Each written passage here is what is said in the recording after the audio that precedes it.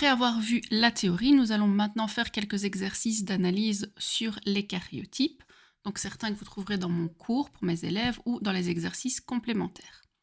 Premier exercice, on voit 4 karyotypes différents qu'on va essayer d'analyser. Premier karyotype, on voit qu'on a 23 paires de chromosomes, 22 paires d'autosomes plus les chromosomes sexuels. C'est donc bien un karyotype humain.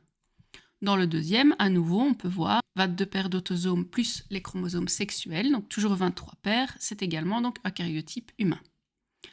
Le karyotype C, là on voit 18 paires de chromosomes plus les chromosomes sexuels, donc 19 paires.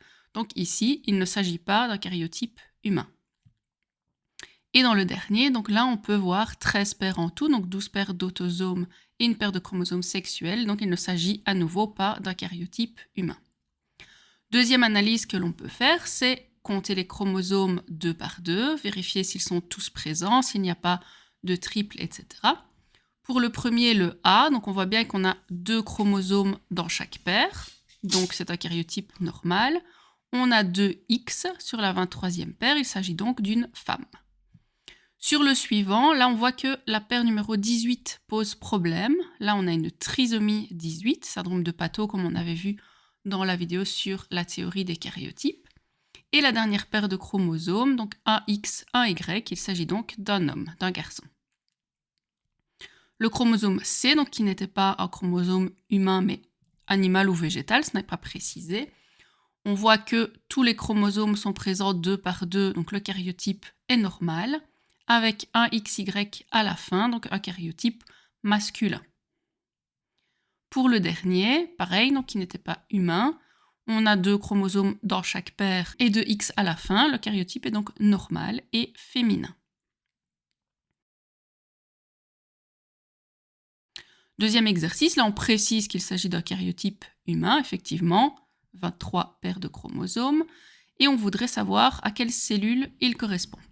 S'il s'agissait de cellules de la peau ou de cellules de muscles, il faudrait alors une cellule diploïde. On voit que ce n'est pas le cas. On a un chromosome par chiffre, par paire.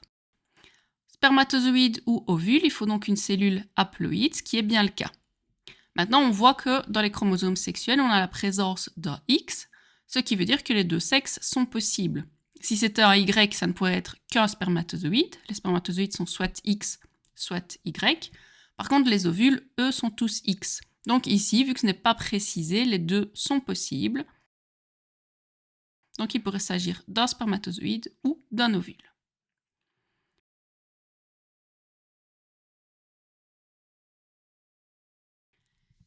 Ici, on peut voir donc le karyotype d'un renard.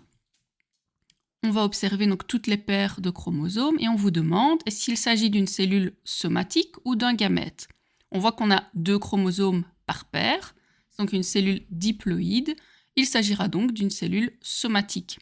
Impossible que ce soit un gamète, il faudra alors que la cellule soit haploïde. On observe la dernière paire, on voit qu'il y a un grand chromosome et un petit chromosome, 2 différents, donc un XY. Il s'agit donc du karyotype d'un mâle et non d'une femelle.